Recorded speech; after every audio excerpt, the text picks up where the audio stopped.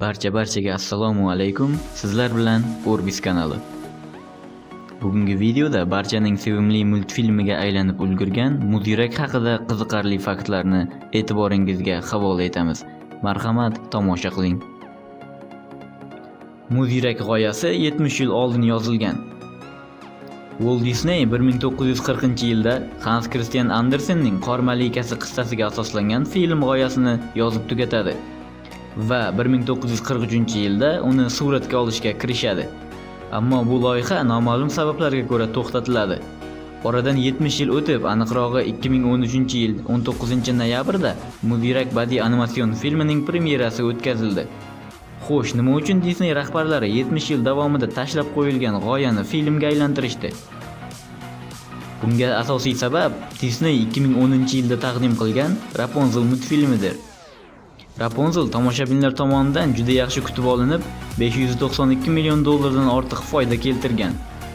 Agar Rapunzel tomoshabinlar orasida hit bo'lmaganida, Muzyurak hech qachon suratga olinmasdi. Elsa dastlab yovuz personaj edi. Dastlabki ssenariy bo'yicha Elsa yovuz bo'lishi kerak edi. Ilk chizmalar uni ko'k teri va qora sochlar bilan ko'rsatadi va juda qo'rqinchli ko'rinardi. Elsa Annaning opasi emas, balki qirollikni la'natlagan yovuz qor malikasi. Shuningdek, uning qordan yasalgan Olaf ismli yovuz yordamchisi bo'lishi kerak edi. Hans ismli shahzoda esa umuman bo'lmagan. Robert Lopez va Kristen Andersen Lopezlar bir kun ichida Let It Go qo'shig'ini yozib olishadi. Uni Idina Menzel kuylagan. Bu qo'shiqni eshitgan rejissyor Jennifer Lee ssenariyni qaytadan yozishga majbur bo'ladi. Endi Elsa yovuz qahramon emas. Uning yovuz yordamchisi Olaf esa kulgili va beg'ubor personaj sifatida gavdalanadi. Hans ismli yovuz shahzoda personaji ham shakllantiriladi. Birgina qo'shiq butun boshli filmni o'zgartirib yubordi va bu Disneyning ulkan yutug'i desak mubolag'a bo'lmaydi. Muzyurak Disneyning ayol kishi rejissyorlik qilgan birinchi filmi edi. Muzyurak filmi Disneyning ayol kishi rejissyorlik qilgan birinchi animatsion badiiy filmi hisoblanadi. Filmning bosh rejissyori Jennifer Lee bo'lib, u birgina qo'shiq tufayli ssenariyni o'zgartirib, ulkan natijaga erishganini yuqoridagi faktda aytib o'tdik.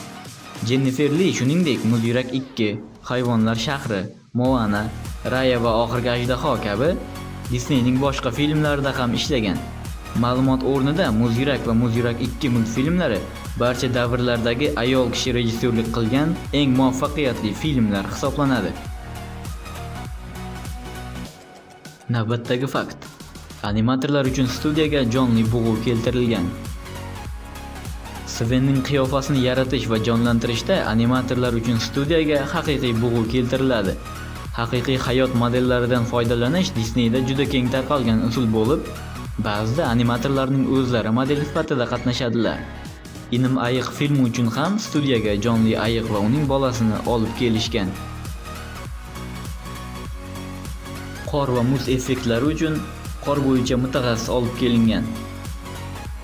Kaliforniya texnologiyalari instituti professori Dr. Kenneth Librech effektlar guruhiga qor va muzning qanday hosil bo'lishi va qor parchalari nima uchun noyobligi haqida ma'ruzalar o'qishga taklif qilindi.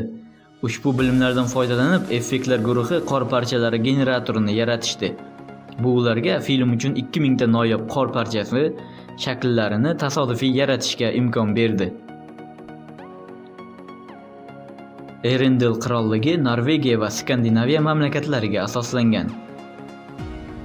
Arendellening qorli qiyofasi va yorqin rang-barang liboslari Skandinaviya madaniyatining turli jihatlariga asoslangan. Anna va Elsaning liboslari an'anaviy norvegiyaliklar kiyimlaridan ilhomlangan. Kristofning qiyofasi esa uzoq shimolda yashovchi va bug'ularni boqadigan Sami xalqiga asoslangan.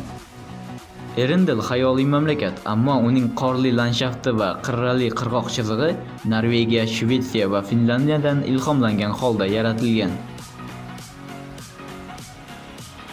Shu bilan videoni yakunlaymiz.